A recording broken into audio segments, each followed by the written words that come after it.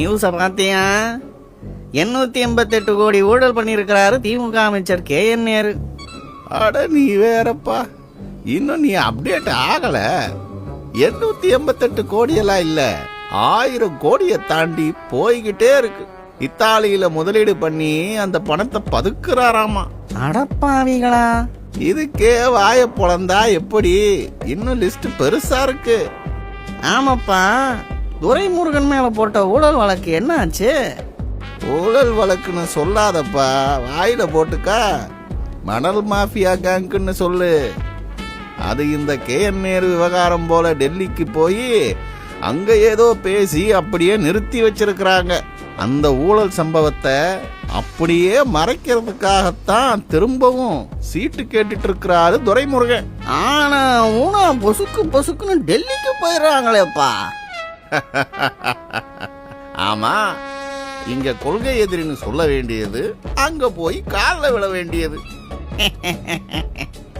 சின்னவரு Dubai Udhayanidhi seniors மண்டையில தட்டி உட்கார வச்சு மேடையிலேயே வயதானவங்க யாரும் பக்கத்துல வராதீங்க, இளைஞர்களுக்குத்தான் இந்த தடவை சீட்டுன்னு சொல்லி அவங்கள முடிச்சு விட்டுருக்காப்லையாப்பா.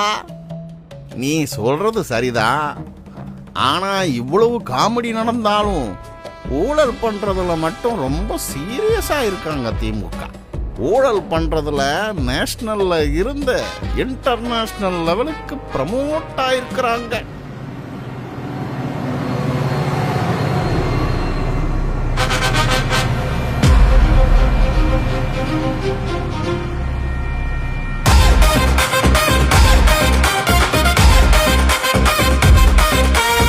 மக்களாகிய நீங்க எப்பொழுதுமே ஒரு நிகழ்வு வந்தா இன்னொரு நிகழ்வு மறந்துடுறீங்க அல்லது அதை தேடி பிடிக்கிறது இல்ல.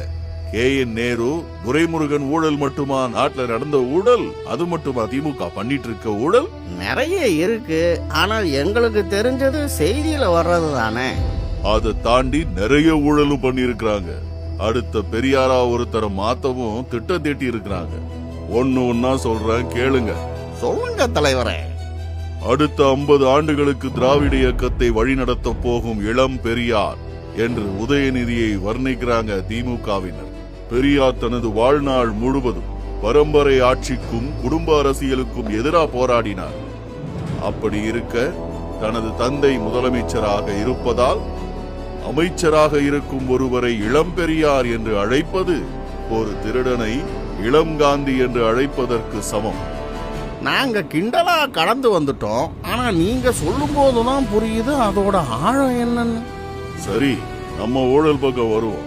ரெட் ஜெயின் மூவிஸ் நிறுவனத்தின் சந்தேகத்திற்குரிய நிதி ஆதாரம் 2008 தற்போது வரை துணை முதலமைச்சர் உதயநிதி ஸ்டாலினின் ரெட் ஜெயின் மூவிஸ் தயாரிப்பு நிறுவனத்தின் வருமான அதிகாரம் குறித்து எதிர்க்கட்சிகள் கேள்வி எழுப்பினாலோ எந்த ஒரு பதிலும் இல்லை.